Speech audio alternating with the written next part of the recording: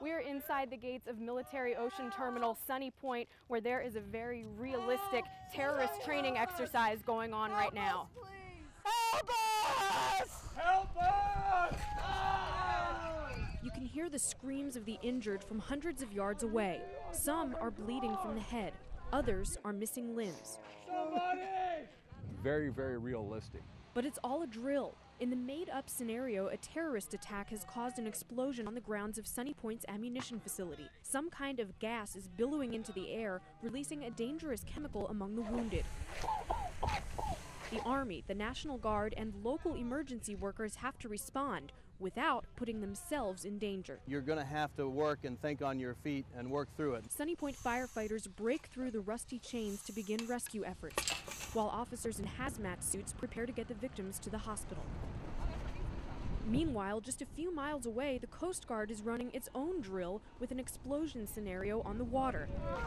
It's all under the umbrella of Point Defender 2011, the federal anti-terrorism and protection program that plays out once a year in Southport.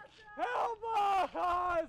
In this crazy world that we live in nowadays, we have to make sure that we're prepared for the inevitable, if you would. If we don't get help, we're not going to be alive anymore! Of course, we can hope that nothing like this ever happens in real life, but know that in the worst-case scenario, there will already be a plan in place thanks to some very lifelike training. Now, as far as the conclusion to the scenario that you just saw, that won't come probably until Thursday or Friday. This Point Defender program is a week-long event here in Southport. At Sunny Point, I'm Dustin Etheridge for WECT News. Back to you. With the crew ready, the Dan Moore heads for open water with a challenging mission.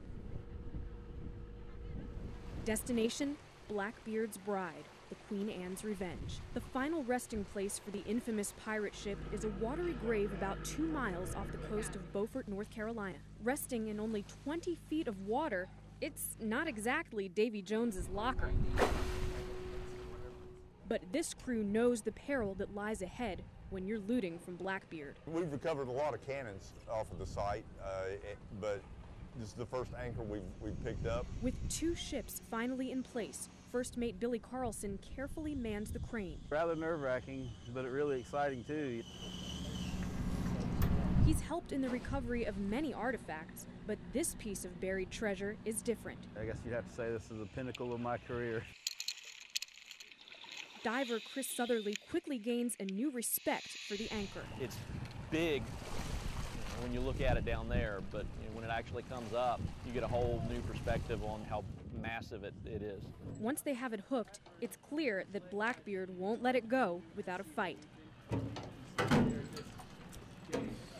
You can feel the strain on the crane, you can feel the ship heel over. But the wires hold and the anchor makes it on board. Archaeologist Nathan Henry knows he's helped make history. It's a national treasure and it's a state treasure, and we have to preserve it. With the anchor of Blackbeard's Bride in tow, the ship heads back to port. But this crew knows this isn't the last time they'll face off with Blackbeard. We're partly done, and it's we've got a long ways to go still.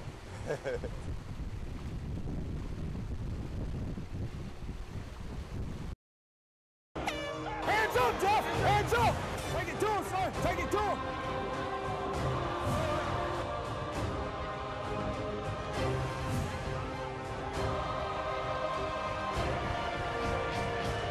There you go! Let's go! The second you step into the cage, it's funny, that's when all the adrenaline wears off. You just see another guy in the cage and it's like, oh, hey, I guess this is one of us got to go. You step into the cage, you feel relaxed, you feel at home. Don't let him get lucky! Hands up, baby! There's those people that don't understand it. If they put some time into it and some effort into it and see all the training that these guys go through to prepare themselves to get to the point they're at, they go in there and, yeah, they're throwing punches and sometimes there's some blood and things of that nature. Somebody may get cut up, things of that nature, but people have been getting cut up boxing for how many years? There will be several people tonight that will bring their kids with them. Maybe you want to get them to a certain age before you expose them to the fighting. Yo, let's go land it! Uppercut! Uppercut! He's coming low! You know what to do now. Relax. Relax.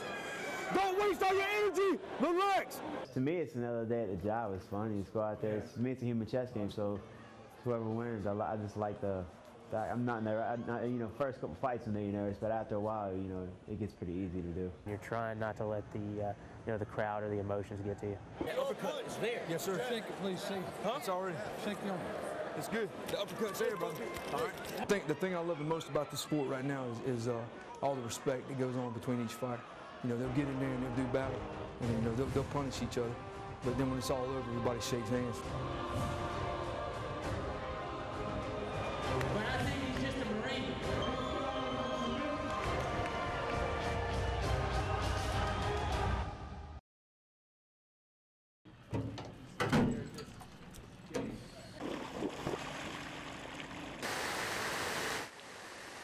Hey, Christy, we're actually at the World War II Memorial right now. We pulled up about 20 minutes ago. The veterans took a group picture, and then they dispersed with their guardians.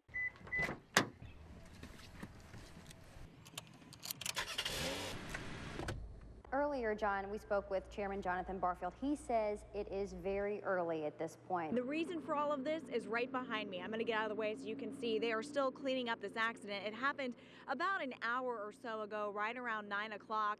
That means if I'm driving around Wilmington and run a red light, I or my boss could log on to the website, print it on the back of the ticket, and actually watch the car roll through the traffic signal. You can get that out of my face.